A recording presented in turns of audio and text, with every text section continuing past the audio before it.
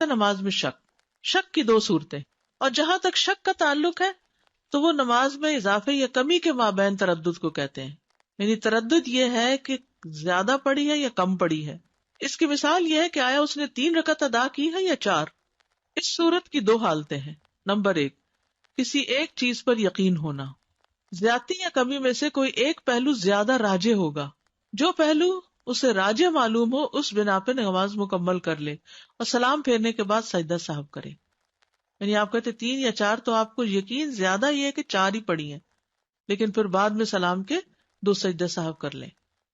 عبداللہ بن مسعود رضی اللہ عنہ سے روایت ہے، انہوں نے کہا کہ نبی صلی اللہ علیہ وسلم نے نماز پڑھائی.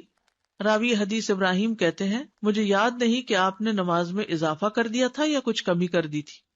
جب آپ نے سلام پھیرا تو عرض کیا اللہ کے رسول کیا نماز کے بارے میں کوئی نیا حکم آ گیا؟ آپ نے فرمایا کیا بات ہے؟ لوگوں نے عرض کیا آپ نے اس قدر نماز پڑھی ہے. ٹھیک ہے، یا زیادہ کر دیا یا کم کر دیا، کچھ گڑبڑ ہو گئی. یہ سن کر آپ نے اپنے دونوں پاؤں موڑے اور قبلہ رخ ہو کر 2 سجدے کر دیے. پھر سلام پھیرا اور ہم سے مخاطب ہو کے فرمایا اگر نماز کے متعلق کوئی نیا حکم آتا تو میں تمہیں ضرور مطلع کرتا، یعنی پڑھانے سے پہلے تمہیں بتاتا کہ اب یہ تبدیلی ہو گئی ہے. لیکن میں بھی تمہاری طرح ایک انسان ہوں، جس طرح تم بھول جاتے ہو میں بھی بھول جاتا ہوں، اس لیے جب میں بھول جاؤں تو مجھے یاد دلا دیا کرو. اور جب تم میں سے کوئی اپنی نماز میں شک کرے تو اسے چاہیے کہ صحیح حالت معلوم کرنے کی کوشش کرے، پھر اسی پر اپنی نماز پوری کر کے سلام پھیر دے، اس کے بعد 2 سجدے کرے. تو شک کی صورت میں کیا ہے؟ شک دور کرے اور یقین کو بنیاد بنا کر نماز پوری کرے اور اس کے بعد 2 سجدے کر لے. ابو سعید رضی اللہ عنہ سے مروی ہے کہ نبی صلی اللہ علیہ وسلم نے فرمایا جب تم میں سے کسی کو اپنی نماز میں شک پڑ جائے تو وہ شک دور کرے اور یقین پر بنیاد رکھے. جب اسے نماز مکمل ہونے کا یقین ہو جائے تو وہ بیٹھے بیٹھے 2 سجدے کر لے. کسی چیز پر یقین نہ ہونے پر یا پھر اس کے نزدیک نقصان اور زیادتی میں سے کوئی بھی راجے نہیں، کوئی سمجھ نہیں آ رہی کہ کیا ہے، تو اسے کم رکعتوں پہ یقین کر لینا چاہیے، اسے بنیاد بنانا چاہیے. بس اس پر وہ اپنی نماز مکمل کرتے ہوئے سلام سے پہلے سجدہ سہو کرے گا. اس کی مثال یہ ہے کہ ایک شخص نے ظہر کی نماز ادا کی، تیسری رکعت میں اسے شک ہوا کہ آیا وہ تیسری رکعت میں ہے یا چوتھی میں.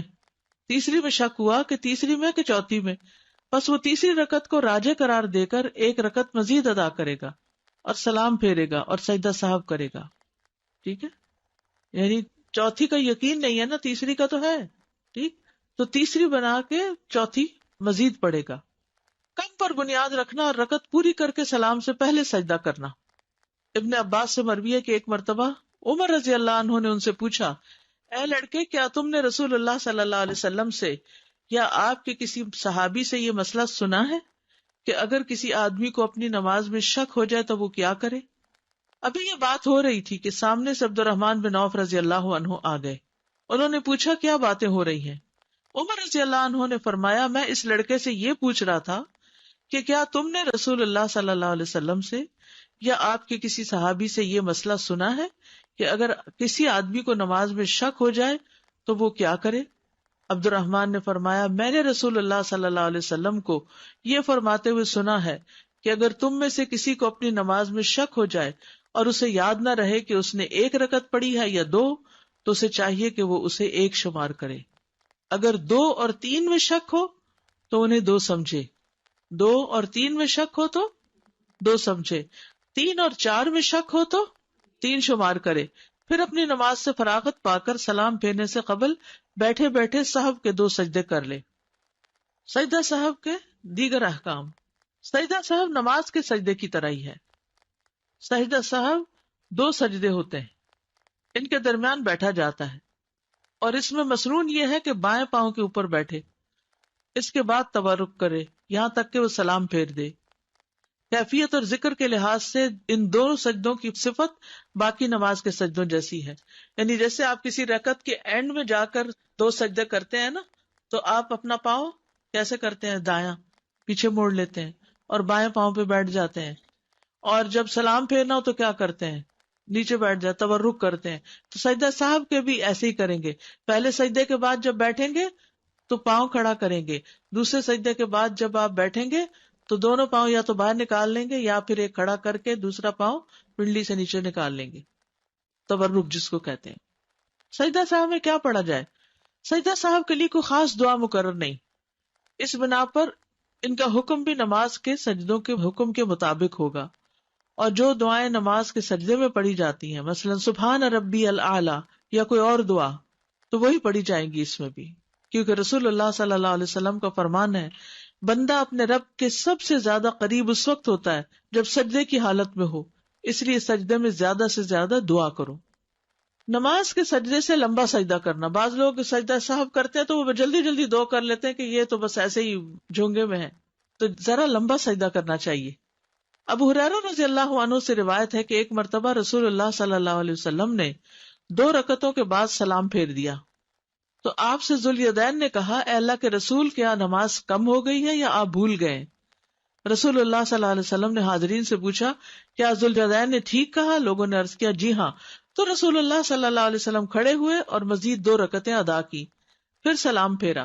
اس کے بعد اللہ اکبر کہا اور پہلے 2 سجدوں کی طرح یا اس سے طویل سجدے کیے اور اپنا سر اٹھایا. یہ اہم بات ہے، آخری جملہ، پہلے 2 سجدوں کی طرح یا اس سے زیادہ طویل سجدے کیے پھر سر اٹھایا. نفل نماز میں بھی سجدہ صاحب کرنا ہوتا ہے، صرف فرائض میں نہیں ہے یہ. ابن عباس نے اپنے وطر کے بعد صاحب کے 2 سجدے کیے. سلام کے بعد اگر گفتگو کر بھی لی تو بھی سجدہ صاحب کر سکتے ہیں. عبداللہ بن مسعود سے روایت ہے کہ نبی صلی اللہ علیہ وسلم نے سلام اور گفتگو کے بعد صاحب کے 2 سجدے کیے. جگہ سے اٹھنے کے بعد بھی واپس آ کر سجدہ صاحب کرنا. عمران بن حسین رضی اللہ عنہ سے روایت ہے کہ رسول اللہ صلی اللہ علیہ وسلم نے عصر کی نماز پڑھائی اور 3 رکعات پر سلام پھیر دیا.